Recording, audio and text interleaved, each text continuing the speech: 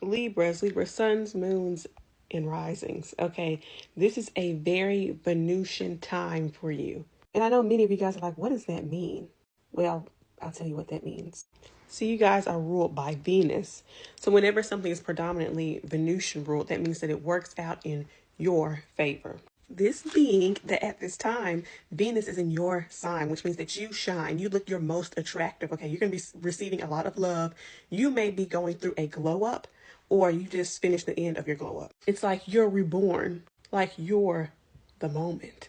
I know for the past couple of months and years that you have actually been overworking yourself. You've been overthinking and you've been putting your health on pause, which is not a good thing. Do not risk your health. Prioritize it. F work. If you have to call out.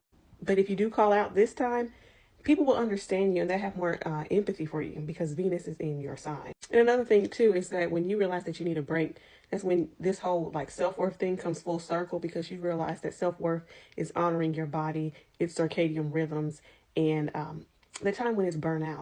And I think that this ties into the fact that Venus in your sign is making an opposition to Saturn retrograde in the sign of Pisces, with Saturn retrograde being in your sixth house of your daily work, your health, your job, your pets, all of that. So it ties into the whole self-love versus responsibility thing. And over this course of a year and a half, you've been learning that when you show up for yourself, then you can show up for work. When you take care of yourself, that's when you feel your utmost beautiful, your utmost peaceful and happiest. Because true beauty is a peace of mind in its health. And you know that. And might I add that for the past couple of months, since the spring, May 2025, Pluto has been retrograde in your area of your creativity, your romantic life, your hobbies, your extracurriculars, all that, all those joys. You haven't been feeling joy at all, right? Creative blocks, romantic blocks. What else? Problem with your kids if you have them. And feeling like attaining joy is a burden. But because Pluto has gone direct in the fifth house, that burden has been lifted. That creative block has been lifted as well. The nights where you've been starving for pleasure, the moment where you roll over and feel that nobody is sleeping next to you in bed, honey, that has ended because you've done the work. You have this creative rebirth, this romantic rebirth. You're going through a rebirth during this time, or you have, because you've healed your inner child. See, because when you heal your inner child, then you heal how you love yourself.